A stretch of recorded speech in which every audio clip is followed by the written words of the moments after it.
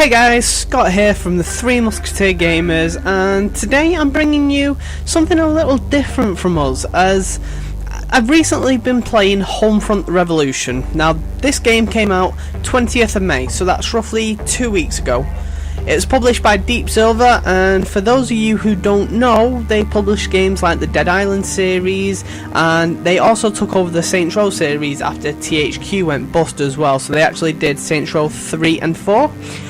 But then again, on the opposite side of the spectrum, they also published Ride to Hell Retribution, which, if you guys have seen any reviews of that game whatsoever, it got absolutely destroyed by both critics and gamers.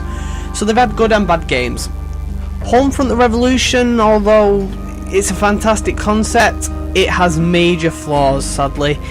And the first of which is its load times, which we are going to see as it loads up now.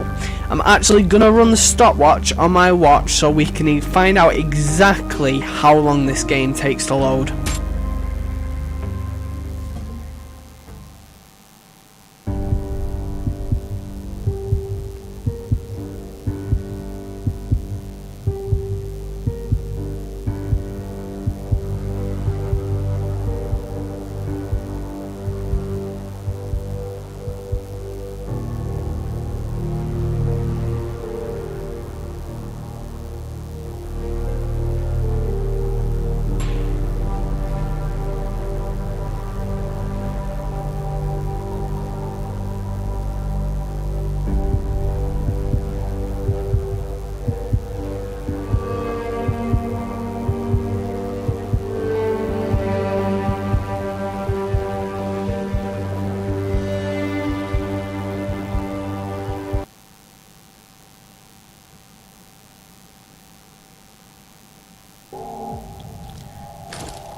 And there we go, the game is loaded, and that is 58 seconds. That's nearly a minute of load time for just to open the game, and that's every single time that you need to load anything through a load screen as well. That's nearly a minute per load screen, which I've known longer, but by not too many games, so that is absolutely ridiculous for it to have a minute of load time. But now we're in the game, I'll show you the stuff that I like first. So first of all, if we go on to our phone, which as you can see we can actually move around the background while we're on the phone, we'll go onto the map, and you can access, as you can see, you can access that through your phone. There's several different areas on the map if we load out, and each of these different sections are split into different areas. And your perfect example, you can see this little red area here, which I've not taken over yet. This icon in the middle of that area, the Paschal train yard, that is a mission within that area that you need to complete in order to take over that area, and it will turn it from red to blue like the rest of these are. And essentially what you're doing is you're taking over this area of Philadelphia, and the more of the area that you take over, the higher the presence of the resistance in that area. And I think that's a pretty cool concept, to say that you're taking back Philadelphia bit by bit from the invaders, from the KRA, I think they're called. But you can see in the legend there, you've got several different types of missions. So you've got Transceiver, Drone Tower, Stronghold, Police Station and Strike Point. They're all different objectives that you have to do in order to take over that area, so there's plenty of variety in there. And then there's a lot of them to take over as well. You can see this area that I'm on currently, this is one of the areas further on. There's several different strike points, and you don't actually unlock them until either you go past them or you hear them over the radio from the resistance, because the resistance can tell you about them as well. So that's pretty cool. And as well as that, there's also weapon customization. So if I go on to one of my 3 weapon slots here, so you've got 1 pistol slot, 2 primary weapon slots, and if you press the up button, you can customize your weapons. So you can see there, I can customize the barrel of my gun, and you got a muzzle brake there. I can customize the underbarrel, so we've got a foregrip and a laser sight, and we can customize the scope as well. which is pretty cool. Now there are several different types of primary weapons on the game. So you've got your assault rifle. If I just go off that a second, you got your assault rifle and your marksman's rifle, as you can see quite clearly there.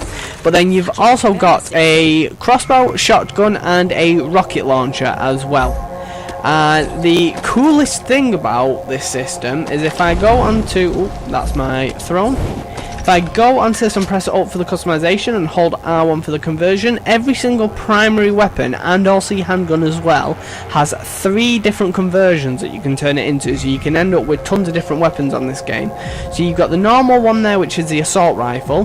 This can also turn it into a light machine gun, which really boosts the ammo capacity, as you can see in the stats there.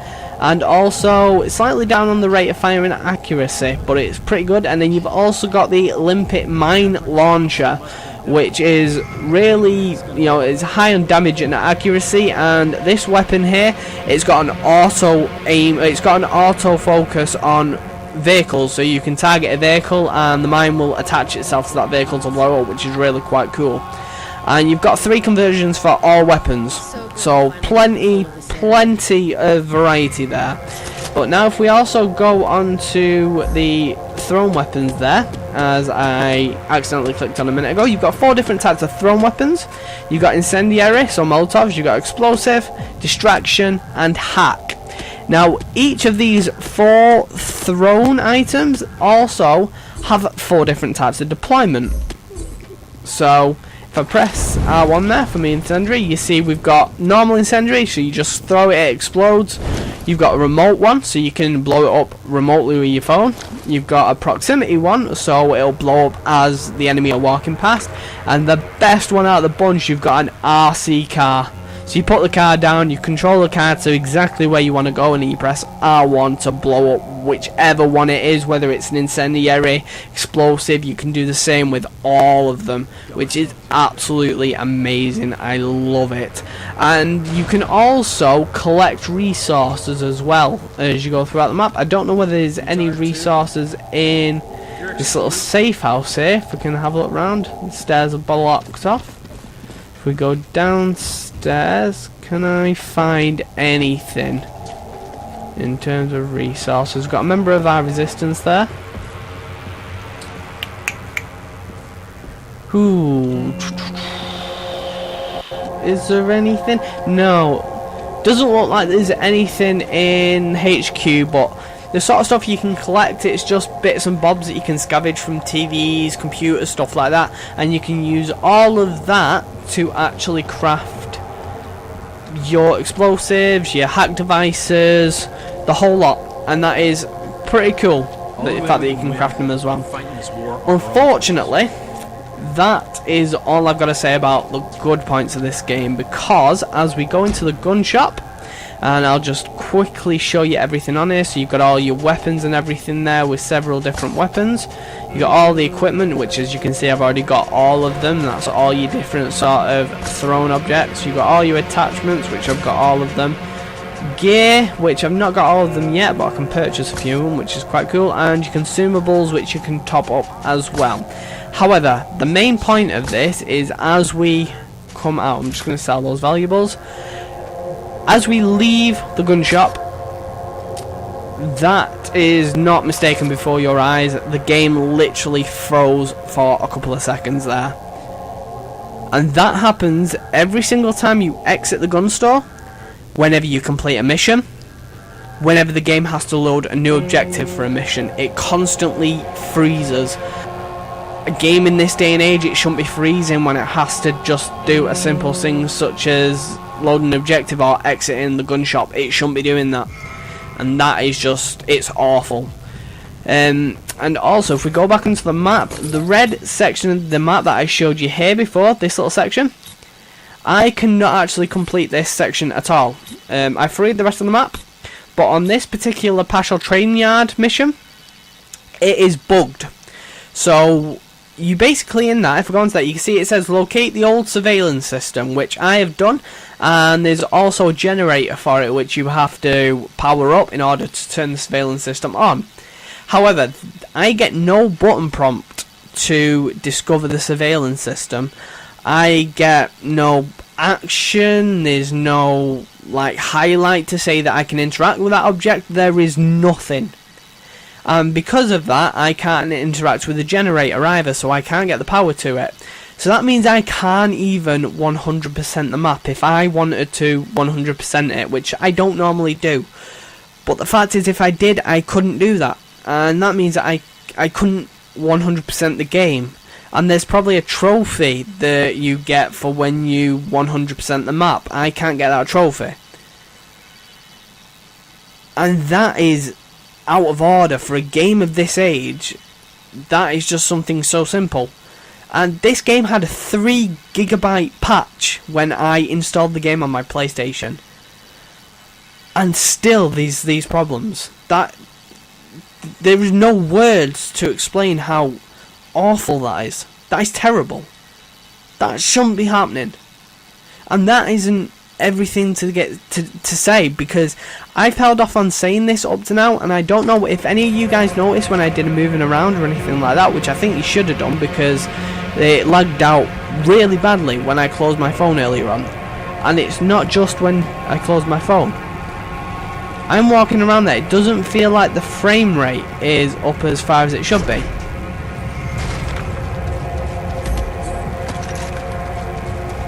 It just feels like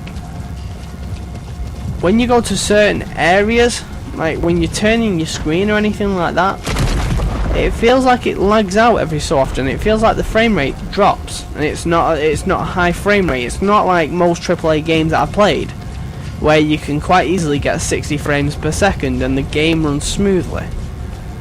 But I don't know, I just feel like every so often when you're doing certain things, the frame rate just drops, and there's nothing for me to say about that,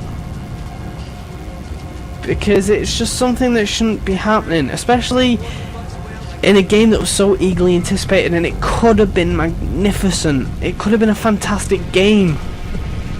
But it's just simple things that have dragged the game down. And there's serious issues with the game that shouldn't be there. And do you know what? I can't even comment on how long the story is or anything yet, the main quest, because I've not even completed it. I keep turning the game off because the lagging and the points where it's freezing, they just get to me, and I get to a point where I feel I can't play the game anymore at that minute in time. I have to take a break, and it's a shame, because as I've said, the concept of this game is extremely good. It's extremely good, but it's let down in its delivery, and it's let down in the major issues that this game shouldn't have, and it's a shame. So yeah guys, that is it for Homefront the Revolution. If I was to give it a rating out of 10, it'd probably be around 4 out of 10. And that's because the concept of the game is really good. The game graphically is beautiful. It's not, it's not the best graphics I've seen, but it is a beautiful game. And the map is huge. The enemies and the missions vary, but it's let down by serious issues which shouldn't really be in the game anymore. They're issues that should have been sorted before the game was released.